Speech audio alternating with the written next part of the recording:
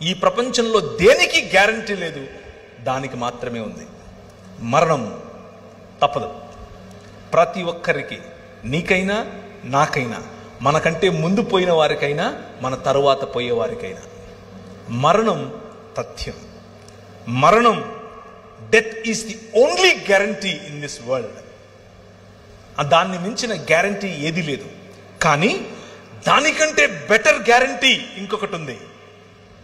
అదేమిటి అనంటే, మా నాయన తన శరీరాన్ని నాటి 3 దినములైన తర్వాత బయటకు తీసి అంటున్నాడు, మరణమా నీ ముల్లెక్కడా అని పిలుస్తున్నాడు. ఈ రాత్రి నేను మీకు ఇచ్చేటటువంటి వాగ్దానం, ఆయన చేస్తున్నటువంటి వాగ్దానం, ఈ నిబంధన యొక్క సారాంశం, 5 రకాలుగా నేను చేసిన నిబంధనల యొక్క సారాంశం ఏమిటో తెలుసా? పునరుత్థానం, రూపాంతరము యొక్క చరమగీతం పునరుత్థానం. ఎప్పటికీ వాడిపోయినటువంటి శరీరాలు. ఆయన అలా వస్తాడు.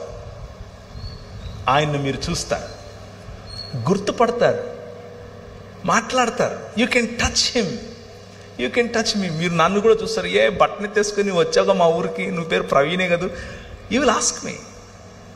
I will say yes yes, నేను అవునవును, హే బాగున్నావా అని అడుగుతాను నేను మిమ్మల్ని. This is going to happen. That is the hope that we have.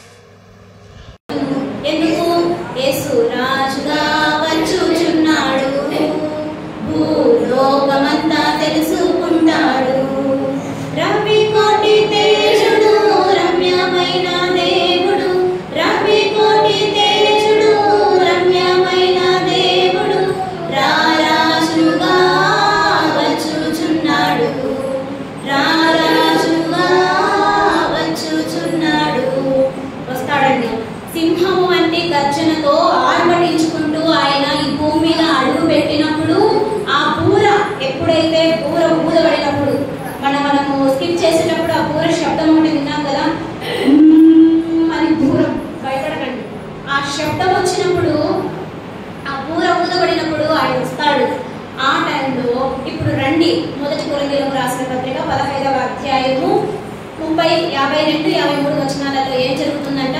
ఒక రెప్ప పాటున కదా, క్రైస్తవుడా మరువవద్దు ఆయన రాకడా, కనిపెట్టి ప్రార్థన చేసి సిద్ధంగా ఉండు, రెప్ప పాటున మారాలి, రెప్ప పాటున మారాలి, యేసయ్య చెంతకు చేరాలి, యేసయ్య చెంతకు చేరాలి.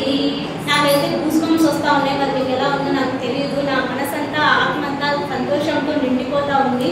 ఎందుకంటే ఇంతవరకు జరిగిన బూరలు ఊదబడినప్పుడు, 6 బూరలు ఊదబడినప్పుడు మనం ఎక్కడుంటాం తెలుసా?